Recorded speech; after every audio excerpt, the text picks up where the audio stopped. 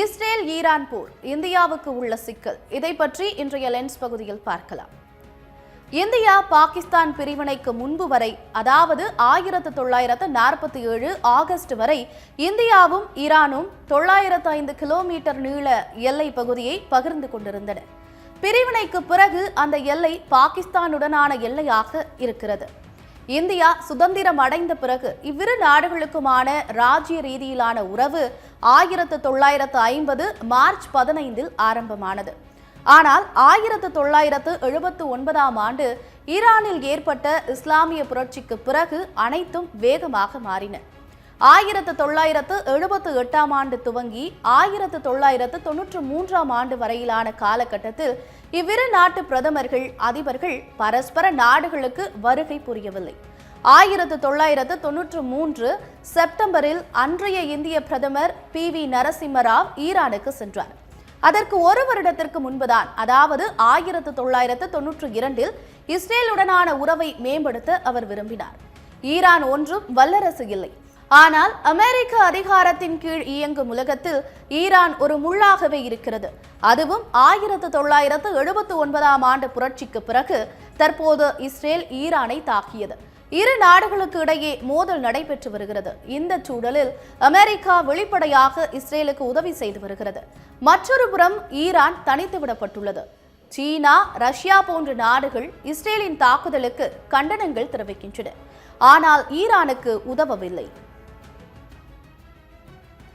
India Israel தாக்குதலுக்கு கண்டனம் கூட பதிவிடவில்லை. இதுபோன்ற சூழலில் மேற்கு ஆசியாவில் ஈரான் வலுவிழந்தால் இந்தியா விரும்பும் பல்முனை உலகில் எத்தகைய மாற்றம் ஏற்படும் என்ற கேள்வி எழுகிறது.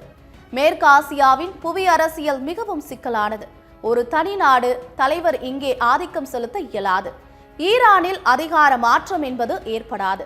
இந்த செயல்பாடுகளால் ஈரான் பலவீனம் அடைந்தாலும் இஸ்ரேலோ அமெரிக்காவோ மேற்காசியாவை அவர்களின் கட்டுப்பாட்டுக்குள் கொண்டு வர இயலாது. ஈரான் பலவீனம் அடைந்தால் மேற்காசியாவில் ஸ்திரமற்ற தன்மை தீவிரமாகும். ஈராக், லிபியா மற்றும் சிரியாவில் அதிகார மாற்றத்தை ஏற்படுத்தியது அமெரிக்கா.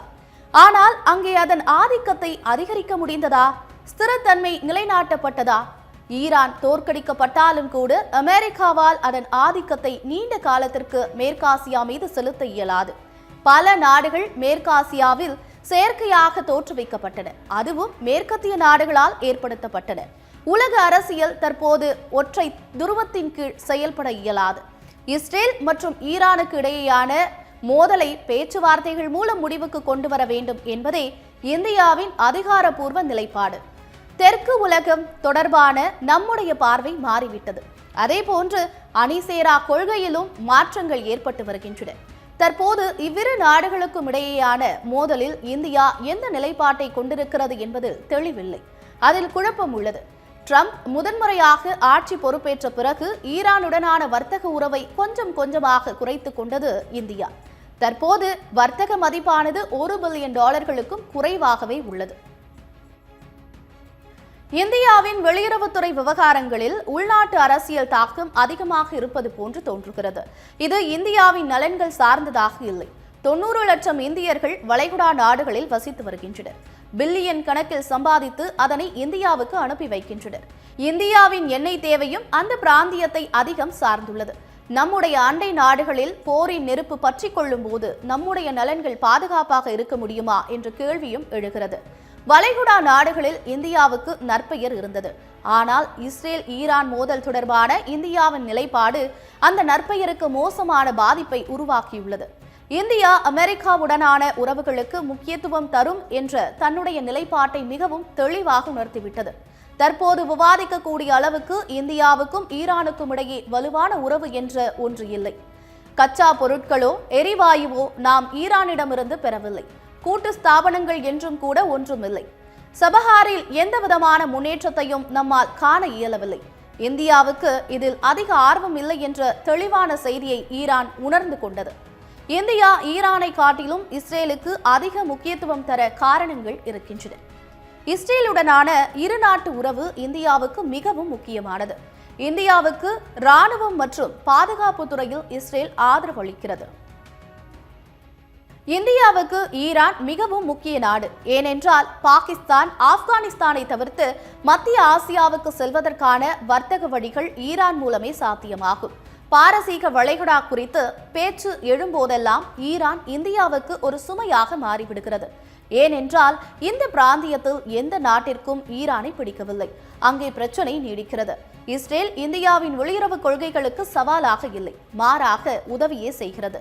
நெருக்கடியான காலகட்டங்களில் தன்னுடைய நிலைப்பாட்டை சம்பந்தப்பட்ட நாடுகளுக்கு மத்தியில் சமநிலையில் கடைபிடிக்கிறது இந்தியா. ரஷ்யா உக்ரைன் மீது நடத்திய தாக்குதலுக்கு இந்தியா கண்டனம் தெரிவிக்கவில்லை.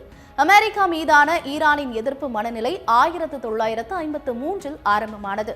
அந்த ஆண்டுதான் அமெரிக்காவின் உளவு அமைப்பான CIA பிரிட்டனுடன் இணைந்து ஈரானில் ஆட்சி கவிழ்ப்பை நடத்தியது. அமெரிக்க வெளிநாட்டின் தலைவர் ஒருவரை அமைதியான முறையில் பதவியிலிருந்து நீக்கியது இதுவே முதன்முறை. அதன் பிறகு அமெரிக்காவுடன் தொடர்புடைய பல்வேறு ஆட்சி கவிழ்ப்புகள் அரங்கேறியுள்ளன.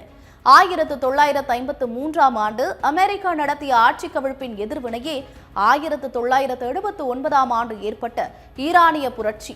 அந்த புரட்சிக்கு பிறகு ஈரானில் நடைபெற்று வரும் ஆட்சியே இன்றும் நீடிக்கிறது. அதை அமெரிக்கா இன்று வரை ஏற்றுக்கொள்ளவும் மறுக்கிறது. இந்த நெருக்கடியில் இருந்து எப்படி வெளியே வருவது என்று ஈரானுக்கு நன்றாக தெரியும். சதாம் ஹுசைன் ஈரானை தாக்கிய போது லட்சக்கணக்கான ஈரானியர்கள் கொல்லப்பட்டனர். பல நகரங்கள் அழிந்து போயின. ஆனால் ஈரான் மீண்டு வந்தது. தற்போதும் பிரச்சனையில் சிக்கியிருக்கிறது ஈரான்.